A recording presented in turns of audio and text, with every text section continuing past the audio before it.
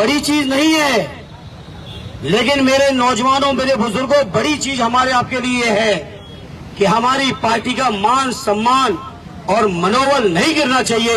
ये हम नौजवानों की जिम्मेदारी है। और नौजवानों, अगर आपने मनोबल गिरा लिया, हमने मनोबल गिरा लिया, तो सोचो अपने बुजुर्गों का क्या होगा। इसलिए पूरे मनोयोग के साथ मैं बधाई देता हूं आजमगढ़ के लोगों को। इतनी मजबूत, इतनी एकजुट पार्टी शायद उत्तर प्रदेश के किसी जिले में होगी जो आजमगढ़ के बीच है, जहां एक लोग, अगर बात करो तो 1972 से या 2022 में खड़े हो, 50 साल का राजनीतिक अनुभव लेकर चलने वाले आरडी बलराम यादव जी ने पूरा समय दिया, चुनाव लड़ाया बीमारी के बावजूद। 5 बार के विधायक, 4 बार के सांसद आरडी रमाकांत जी खड़े हैं। इन्होंने परवाह नहीं की अपने पद की न चुनाव की, और मुझे चुनाव लड़ाने का काम किया। मैं आरडी रमाकांत जी का धन्यवाद देता हूं। आरडी दुर्गा यादव जी का, जो लगातार सदर सीट से 9 बार से विधायक हैं, उम्र में हमसे बहुत बड़े हैं, अनुभव में हमसे बहुत बड़े हैं, लेकिन मुझे अपना भाई और नेता मान के उन्होंने मुझे चुनाव लड़ाया। आरडी आलमबदी जी, जिनको सुनने में भी दिक्कत होती है, लेकिन बावजूद इसके इस उम्र में उन्होंने चुनाव लड़ाने में कोई कसर नहीं की।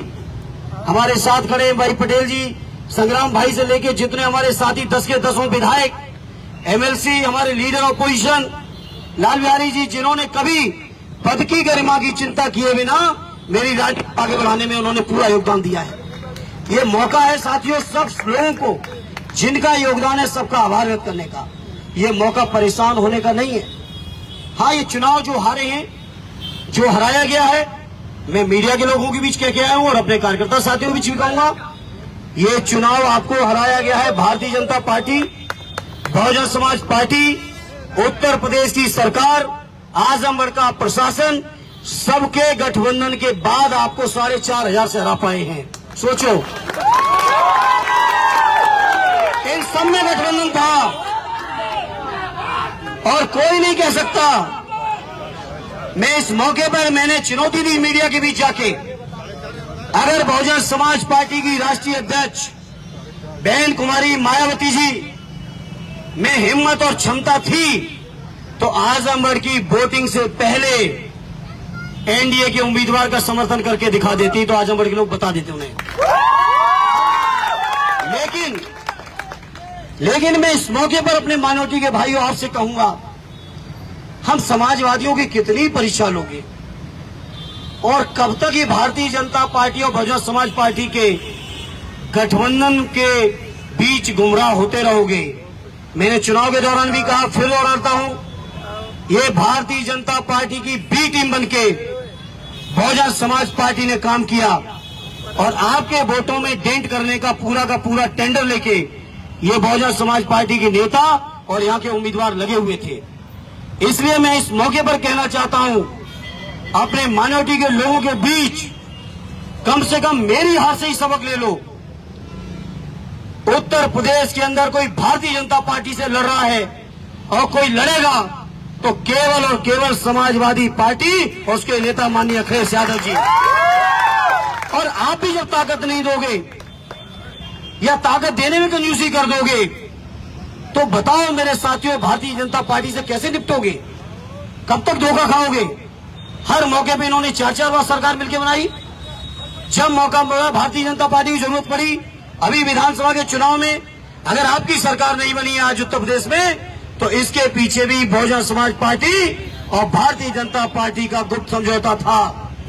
और आजमगढ़ के मेरे लोग जो नहीं समझ पाए इस चीज को, कम से कम आज इस हार के बाद बंद कमरे में अकेले में सोचना कि आपकी थोड़ी सी और दुआएं मिल जाती तो आजमगढ़ से भारतीय जनता पार्टी का कभी खाता नहीं खोलने देते।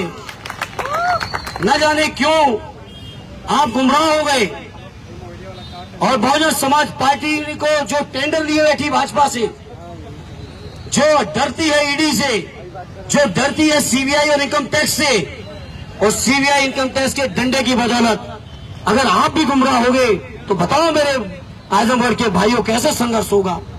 इसलिए मैं अपने नौजवानों से कहूंगा, कोई बात नहीं, चुनाव हार गए। साथियों ने जिसने वोट दिया उसको धन्यवाद, और जिसने वोट नहीं दिया है मेरे नौजवानों, अभी से उनके घर में जाके पूछना कि आखिर हमने क्या गुनाह किया था जो मुझे वोट नहीं मिला। आज से पूछना शुरू कर दो, और जब वहां से हम पूछेंगे तो मुझे यकीन है आने वाले 24 आते आते शायद ही कोई वोट बहुजन समाज पार्टी के खाते के लिए बचेगा। सारा वोट समाजवादी पार्टी और हमारे नेता माननीय अखिलेश यादव जी के पक्ष में होगा।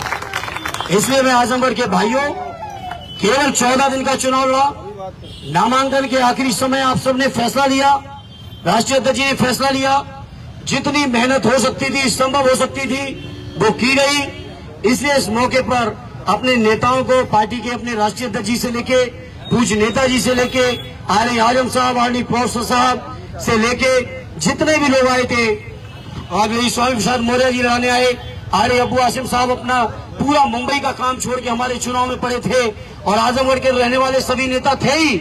आसपास के लोग, आर राम गोविंद चौधरी जी जिनका स्वास्थ्य खराब था, वो भी कम से कम हमारे चुनाव के दौरान उन्होंने एक दिन भी बिना नागा किए रात दिन आजमगढ़ के लोगों के बीच बने रहे। मैं आरडी ओम प्रकाश राजभर जी का, भाई संजय चौहान जी का, दारा चौहान जी से लेके भाई जैन चौधरी जी जो मेरठ और बागपत से चल के हमारे लिए समर्थन जुटाने आए थे, अपने सभी पार्टी के नेताओं का, गठबंधन के नेताओं का भी मैं हृदय से आभार व्यक्त करता हूँ, धन्यवाद देता हूँ। और मैं उम्मीद करता हूँ कि आने वाले समय में माननीय अखिलेश यादव जी के नेतृत्व में ये हमारी समाजवादी पार्टी बहुत मजबूती के साथ चलेगी और मजबूती के साथ उभर के आएगी, और 24 में भारतीय जनता पार्टी की सरकार को हम लोग उखाड़ फेंकने में कोई कसर नहीं रखेंगे।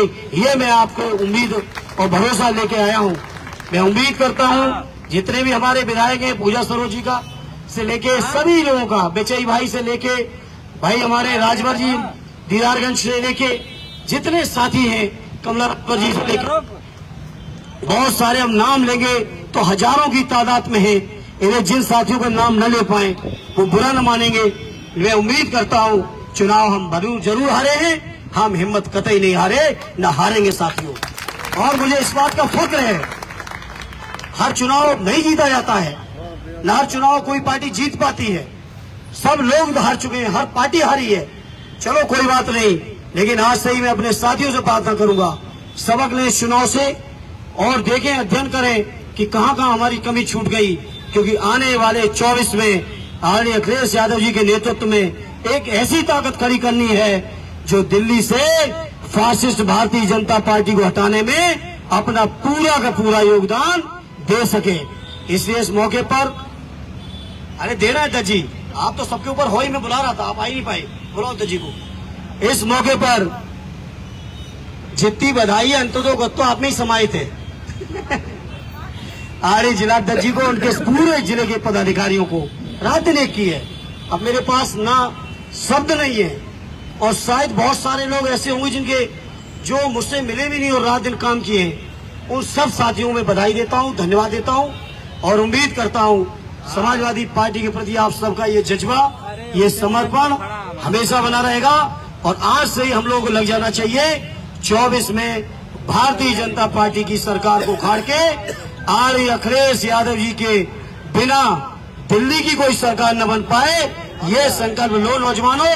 तब कुछ लगेगा कि हार से कुछ नौजवानों को उदासी हुई है, निराशा हुई है, और ये उन्होंने एक नया संकल्प लिया है। तो मैं इस मौके पे कहूंगा, ये संकल्प हमें आपको लेना चाहिए कि 24 के चुनाव में बिना अखिलेश यादव जी के दिल्ली की सरकार न बन पाए, ऐसा इंतजाम हमें, आपको, सबको, और पूरे प्रदेश में जो समाजवादी लोग भी सुन पा रहे हैं मुझे, उन सभी को मैं यही अनुरोध करूंगा, यही अपील करूंगा, और उम्मीद करता हूं कि आप सबका यही समर्थन, सहयोग बना रहेगा।